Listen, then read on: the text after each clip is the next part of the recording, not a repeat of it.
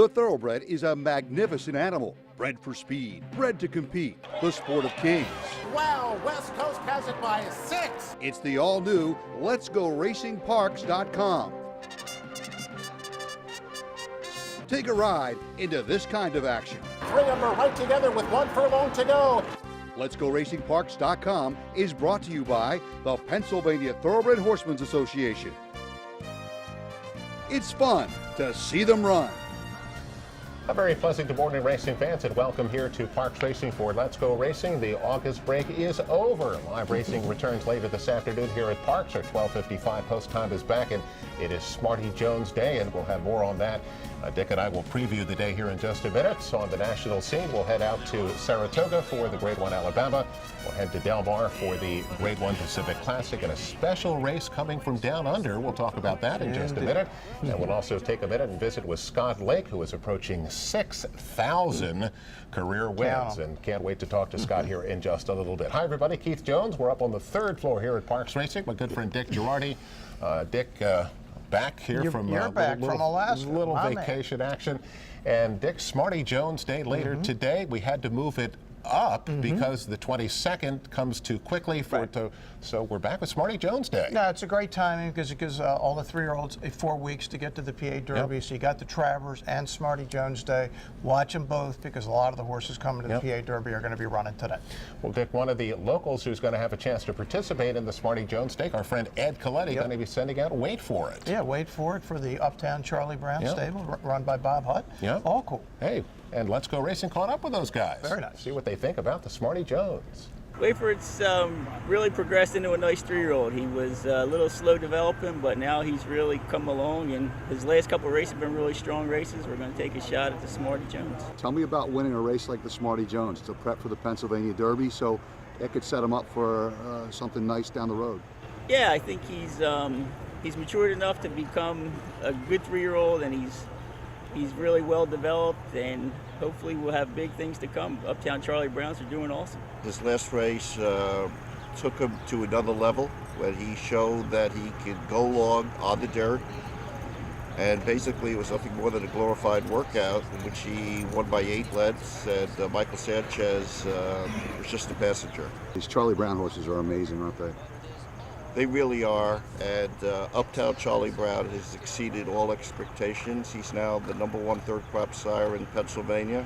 He's #5 in the general population, and his babies have been winning at over 75%, and the average earnings per foal has been over 77,000, which puts him right up there in the average earning index with the Great Tappet and the other elite stallions in America. And Dick, certainly wish them the best, of course, here on Smarty Jones Day. That is with the co-feature is the Sound Abunda PTHA President's Cup. And also as we return to racing here, we're going to have racing now on Sundays again, and our 4-day week goes all the way through November. So how about that? Good stuff. The more racing is the better. You got it. Well, Dick, let's get to the racing action. We're going to start with a big race from Australia. And Dick, we've had Winks on the show before, but this is a significant race for her. Yeah, I'll say she's going for 26 in a row, and you see her on the outside, flying to the finish like she always does. This is going to be her 19th Group 1, which is a world record, and it's just amazing. She's a 7-year-old, and she never gets beat. Dick, Winks, winning the Winks Stakes. She's won this race so many times they named it after. Well, let's pick this up at the stretch. A dramatic stretch run here from our filly Winks. And here they come, getting to the outside, Winks and Kementari's trying to stick with her, although she dropped him now. Cabeza de Vaca takes the lead, 200 metres to run, but here she comes, Winks right down the outside, powering away from them, Invictus, Prince Dargetto and Kementari, but how soft for Winks. There's 26 in a row for the champ. But Dick, I don't know how you beat a horse like that, and nobody's done that for a long time. So we tip our caps to Winks. Dick, the national race comes from the West Coast, the Del Mar race, the Grade 1 Pacific Classic. And Dick, talk about a big favorite, 2-5 on Accelerate today. Yeah, it looked like a one-horse race on paper, frankly. John Sadler was 0 for 11 in this race, but this was clearly his best chance. Well, Accelerate has that just off the pace style, and let's see if it works today. Here's the Pacific Classic. Into the turn they go, and it's Roman Rosso and Flavion Pratt dictating the pace, just a sensible one. They're not flying, not crawling either. Prime Attraction second. Here's Accelerate in third, a length and 3/4 off the leader. 2.5 back to Pavel in the fourth position. The Lieutenant in the pink is down at the rail, 2:35 on the far side. Dr. Dorr last, 8 lengths would cover the field. No change in the order. All riders happy with their position as they make their way to the half mile. Roman Rosso, Flavion Pratt just pulled down a set of glasses there. Prime Attraction now goes to put the pressure on and Accelerate on the far side. Those three now kick on. Roman Rosso at the rail. Prime Attraction between them. Accelerate on the far side. 2.5 to Pavel in fourth. The Lieutenant is 7 off them with Dr. Dorr. 2:35's dropped out. Past the 3/8 they go, and Roman Rosso's the first one to weaken. Accelerate kicks for home, and there goes Accelerate, and he's widening fast now. Prime Attraction can go with him. Pavel is coming on to take second. At the top of the lane, Accelerate. Joel Rosario shaking the reins at him. He's opened up 6, 7 lengths as they turn for home.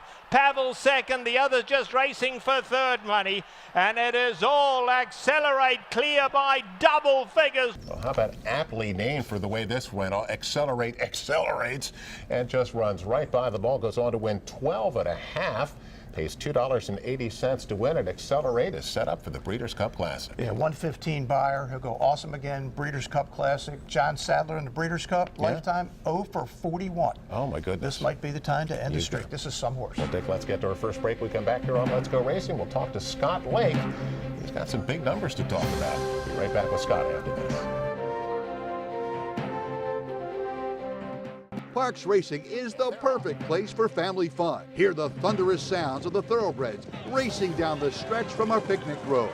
Or you can get up close and personal trackside for excitement you will never forget. Parks Racing is a great place to meet up with your friends. It's all about action and hopefully picking a few winners. Many of the same horses on the Triple Crown Trail will be heading to Parks Racing in the fall for the $1 million Pennsylvania Derby, right here at Parks Racing. It's fun to see them run. Looking to join the thrill and excitement of thoroughbred racehorse ownership? Pewter Stable can get you started. With more than 25 years of experience under the leadership of Greg and Kate DeMasi, Pewter Stable is one of the industry's leaders in racing partnerships, winning hundreds of races and millions of dollars at racetracks all over the Mid-Atlantic, including New York. Pewter Stables is working hard, looking for the very best runners at all the top sales, and we do claiming partnerships as well. No markup, no management fees, makes our partnerships unique and affordable. Training services also provided for individual owners. Give us a call and see what Pewter Stable is all about. The thrill and fun of thoroughbred racehorse ownership is easier than you think. We are Pewter Stable. What a night. Whether you're looking for some rock or some roll, whether this table calls your name or this one, if you're into big hits or big bites, Parks is Pennsylvania's #1 casino with brand new tables and slots, 2 new restaurants, and Excite Center featuring the hottest acts. The best is better than ever. Parks Casino, what a night. Welcome back, everyone, to Parks Racing for Let's Go Racing. Time to welcome in our special guest this week. It is none other than trainer Scott Lake. And as we talked about in the tease to the show, Scott, the 6th leading trainer all time in the history of the sport of thoroughbred horse racing. And Scott, first of all, congratulations on what's an incredible accomplishment in itself. You're approaching 6,000 career wins. How do you put that into perspective? You know, it kind of went so fast, it was hard to really think about. Like when we hit 4,000, it was quick, 5,000 was quick. Now going to 6, it's been like a lot longer because we cut back on horses, and it's just, you know, it's a great thing, you know, we've accomplished. Well, Scott, again, in the history of the sport, there are innumerable number of people that have trained racehorses, and there's only 5 people in the history of horse racing that have won more races than you. Again, how do you put that into perspective? There's really nothing for me to say, because when I started at Penn, it wasn't like this is something that's on your radar, and it just snowballed, and now that it's happening and we're close, I mean, it's a really good feeling to think that there's only 5 guys before you that do this. Scott, when you came here 20 years ago, you had a nice career at Penn National, but you told me everything kind of changed when you came to Parks. Why? Yeah, when I came here, it was a little more national racetrack where people notice you a little more, and we start winning races and start to spread out a little bit, picking up bigger owners. And like I said, it just snowballed, and one day, you wake up and you have almost 300 horses in training, and, How did you keep that? How did you manage all of those horses on a daily? I had a lot of great help. The guys that work for me were great. I did most of the marking the charts and stuff for training and entering. But, my guys were on top of everything, and they just did a great job. 6,000 is a gigantic number. As we're talking, you're 69 wins away, according to Equibase. End of the year, hopefully, if everything goes right? I hope so. We've just been struggling here at Parks for some reason. We're winning everywhere else. So, it just depends how we do here if we hit the end of the year or not. Scott, as Dick talked about in the article that is on Let'sGoRacingParks.com this week, when you were in your heyday, so to speak, you were putting in 90,000 miles, or 120,000 miles driving a year. I mean, most leases for a car cover about 12 or 15,000 miles. Did you ever get any sleep?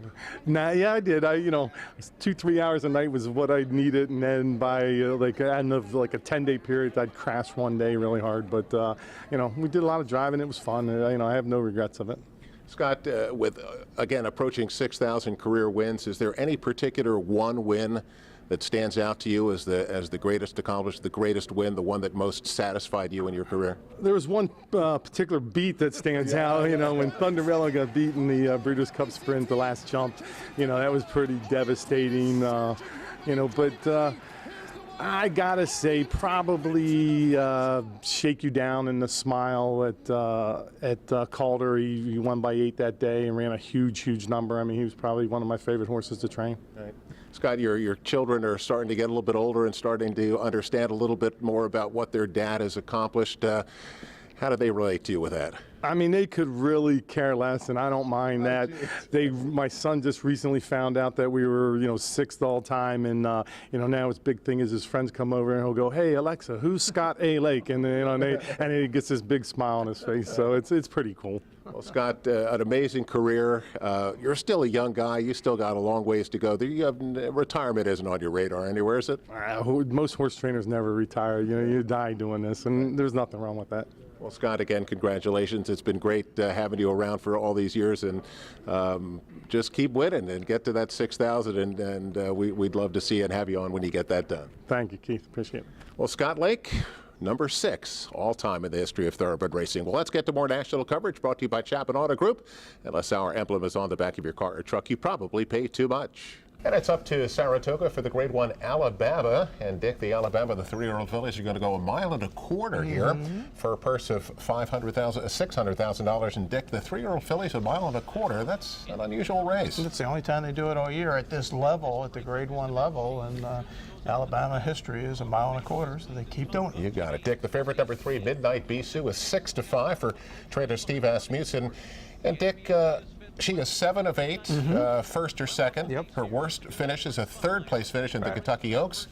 And last couple of losses are to a filly named Monomoy Girl. Yeah, who's not in. Who's waiting for our race here on the 22nd, the Cotillion. So obvious favorite, Midnight Bisou, Steve Asmussen, Mike Smith. Nice combination. Second choice, number 8, Tog Veuve to me. It's off at 2-1 for trainer Rodolfo Brissett.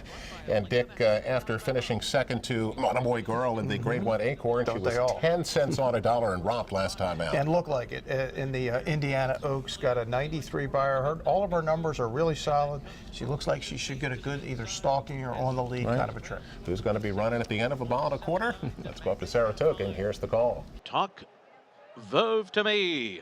Up the backstretch in front by 1.5 lengths over She's a Julie. And then comes Coach Rocks, Pierre DiBianchi, and a 3-wide Figuerella's Queen. And then Midnight Bisou, she's a bit closer now. She's 6 lengths off the lead at the half-mile pole and beginning her run. Then comes Auspicious Babe and Eskimo Kisses. 3/4, 111.86 seconds. And it is Julien Leparoux and Talk Veuve to me on top as they make their way into the far turn. She's a Julia second, and Midnight Bisou is looming large now. She's up there running in 3rd and going 3 wide.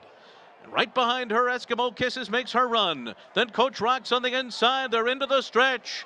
Talk Vove to Me turns for home in front in the Alabama. Midnight Bijou on the outside. Eskimo Kisses is coming on too. She's at Julia's fourth. Eskimo Kisses strikes the front with a furlong to run. Dick, this is one of those races where the winner is actually not on the TV screen for a long time. Number 2, Eskimo Kisses, is 9-1 for trader Kenny McPeak, lagged well back off what was a very lively pace, and then makes a huge run up into contention and sustains that run. Goes on to win by 6.5 lengths, pays $20 to win. Number 4, She's a Julie, was second. Midnight Bijou finishes third. Dick, Eskimo Kisses, a huge run from off the pace. Good setup, though. Yeah, very good setup. This is a funny story. I was actually at Laurel last Saturday in a handicapping contest with a lot of guys I grew up with in Baltimore, including a friend, Kevin Sweeney. He went to a different high school than I did, but he loved Eskimo Kisses all day long, and he's just waiting, and they're going, well, where is she? She's not in the picture. Yeah. They're screaming at the TV set. I said, relax, because I saw the fractions, 22.52, 46.79, and of all people, Julian Leperoux is on the lead doing that. I said, she's going to start running, and when she started running, it was over in a hurry. She won big, perfect setup, 100 buyer Eskimo Kisses at 9-1. She's not coming here for the cotillion. Kenny McPeak said he thinks, first of all, he doesn't want to run against Monomoy Girl, who's beaten her over and over again, and he thinks a mile and a 16th is too short, which he's probably right about. I would guess we would get Midnight Bijou, She's a Julie, and Talk Vove to Me, who were second, third, and fourth. I don't know where else they would go. It's the last chance. But good luck beating Monomoy Girl, who's going to be probably 3-5 in our race on the 22nd. Well, Nick, let's get out to Del Mar. They had a lot of action on the turf this past weekend. We're going to start with the Grade 2 Del Mar Mile. How about 13 runners lining up in a mile here under a Grade 2 race for a $200,000 purse? And the favorite was number 6, Bowie's Hero. And interesting to note that last time out in the Eddie Reed, Bowie's Hero was 8-1, and this big gigantic field, he is 3-1. So I'm not sure I like that a whole lot. I think that the issue was there was enough traffic trouble in that race, and that they figured maybe if everything breaks right for Bowie's Hero, he'll get there this time. Second choice, number 4, Sharp Samurai, is 7-2 for trader Mark Glatt. And Dick, Sharp Samurai had a terrific 3-year-old season and is back with that third start off the layoff. Yeah, and he just finished behind Catapult, who's one of the other contenders in this race in the Eddie Reed. Well, let's go back out to the West Coast, Del Mar. Here's the Del Mar Mile on the grass. What of you setting a good pace? Fly to Mars tracks from second. Armor's in third. True Valor down at the rail.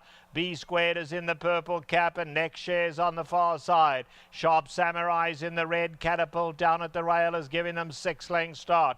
In behind that comes Big Score. La Ken in the blue colours towards the rear. Hunter's the grey giving them 8-length start. Then 2 back to Caribou Club, and Bowie's Hero is last. Got a good 14 to make up. They go into the turn, and What of You kicks on for home. Fly to Mars comes to tackle. True Valor ridden along at the rail. Sharp Samurai, Big Score on the outside. Catapult nowhere to go. Catapult full of run, got to find some way. Then comes Big Score is on the outside. Coming for home, and Fly to Mars gets the lead. Fly to Mars goes on for home now, and it's Fly to Mars, a late run from Catapult. Catapult coming like an express train. Catapult absolutely flying, and Catapult up to... Well, Catapult upset winner of the Eddie Reed. You get 5-1 today. A little bit of trouble finding some running room at the top of the stretch, but after getting clear sailing, comes on to win by a half length and pays $12.20 to win. And Dick, John Sadler, another good turf horse. Yeah, John Sadler had some weekend out at Del Mar after winning the Pacific Classic. And how about Drayden Van Dyke? How about really Drayden the Van hottest Dyke? young rider in the country right now. 7 winners at Del Mar. He looks like the next big thing in California. Remember, he rode Justify in his first start, and then they said, okay, we like this horse. Mike, come on over. Yeah. But you know that'll change at some point. Drayden will start getting those kind of horses too. He's a really, really good rider. Dick, another big turf race at Del Mar this past weekend. The Grade 2 Del Mar Handicap. The older handicap horses on the grass at 1 mile and 3/8. Number 6, It's in the Post, is 5-2. He's always favored out of that Jeff Mullins barn, but he's coming off a very subpar effort last time. Yeah, didn't like his run at all, and not the kind of horse you want to be betting as the favorite off of that kind of effort. But you're right, typically he's very consistent. Second choice, number 12, Fashion Business, is 4-1 for trader Philip D'Amato. And Dick, 2 starts back, was in the Grade 1 Manhattan and was 40-something to 1. Yeah, he was 40 to 1. He was only beating a length. Yep. And yeah, I think and Eddie Reed, he just didn't fire like he normal, but certainly this is a very talented 4 to 1 Fashion Business. Here's the call. Cashman and Kendra Storm go into the turn together. It's in the post, has got a lot of run in third. Now Fashion Business decides they're going too slow. And look at Fashion Business on the far side. Made an early run, but going to sprint for home. And Fashion Business has kind of caught them napping out here. Has gone on to lead by 2. It's in the posters on the inside of that. Cashman down at the rail. On the outside, here comes Flamboyant with a late run as well, and also Multiplier. Homeward bound Fashion Business, well clear. Fashion Business is clear by 7 as they come to the wire. What a smart ride by Flavion Pratt. He took that gamble and it paid off handsomely. Dick, as turf races go, actually as just about any races go, this is an unusual move. Fashion Business is 3 wide around those first couple of turns, and then Flavion Pratt, midway up the backstretch, says it's time to go. And Dick, he just rockets by them all and goes on to win by better than 5, and again $10.20 to win. What a performance and what a ride. Yeah, I mean, go from 10th to 1st by 5. It doesn't often happen, and just like you said, Keith, like boom. Yeah, it's some impressive performance. 104 buyer. My man Phil D'Amato, 4 to 1 over 45 to 1. $466 exactly. Nice, exactly. Trainer runs 1-2. Well, let's get to our next break. We come back here on Let's Go Racing. We do have a jockey and trainer of the week, even though there's no racing, and we have some more action to take a look at. We'll be right back after this. Parks Racing is the perfect place for family fun. Hear the thunderous sounds of the thoroughbreds racing down the stretch from our picnic grove. Or you can get up close and personal trackside for excitement you will never forget. Parks Racing is a great place to meet up with your friends. It's all about action and hopefully picking a few winners. Many of the same horses on the Triple Crown Trail will be heading to Parks Racing in the fall for the $1 million Pennsylvania Derby, right here at Parks Racing. It's fun to see them run.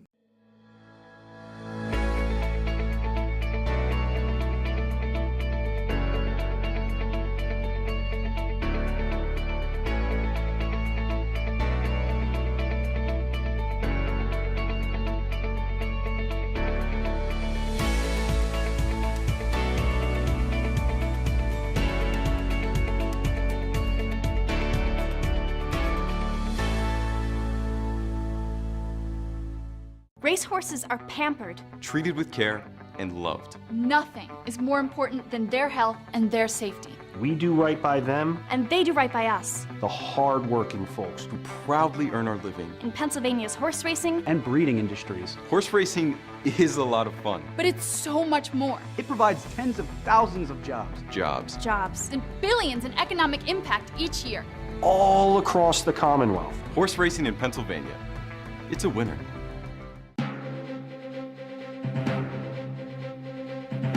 Welcome back, everyone, to Parks Racing for Let's Go Racing, the jockey and trainer of the week, brought to you by the great Turning for Home program. We've talked about it before. Log on to their website at turningforhome.org. Dick, even though there's no live racing here until later today, we've been off, but a couple of guys that don't get enough love.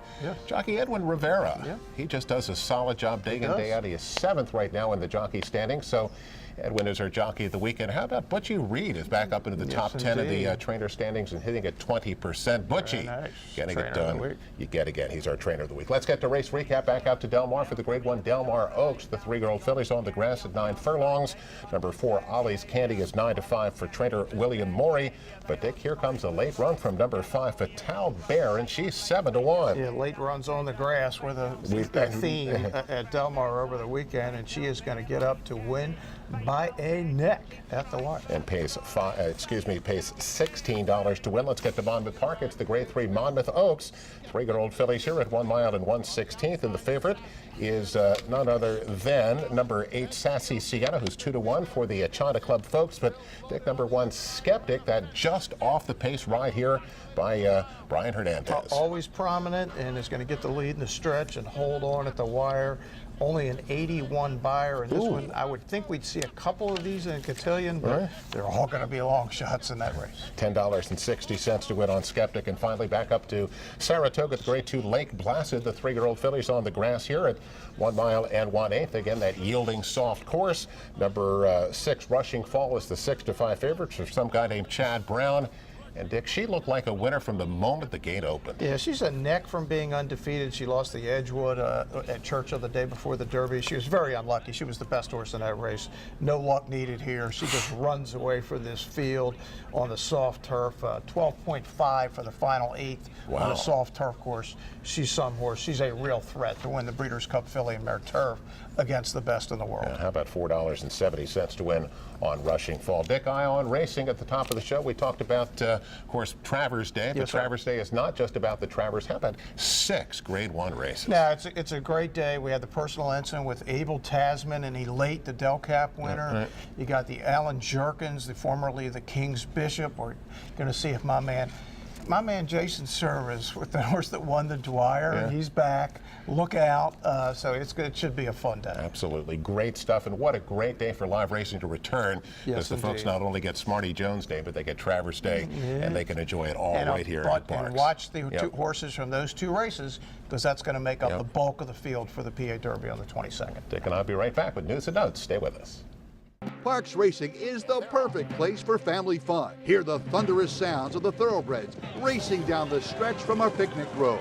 Or you can get up close and personal trackside for excitement you will never forget. Parks Racing is a great place to meet up with your friends. It's all about action and hopefully picking a few winners. Many of the same horses on the Triple Crown Trail will be heading to Parks Racing in the fall for the $1 million Pennsylvania Derby, right here at Parks Racing. It's fun to see them run. The Pennsylvania Thoroughbred Horsemen's Association is the advocate for Parks Racing's horsemen and has worked hard to secure better lives for the hundreds of trainers and their families that work in the thoroughbred racing industry. Our horsemen benefit from medical coverage, trainer pension plans, and increased purses. Thanks to these horsemen, racing at Parks is the very best, providing entertainment for you and the entire family. The Pennsylvania Horsemen are proud to be part of the community and introduce a new generation of fans to the sport of kings.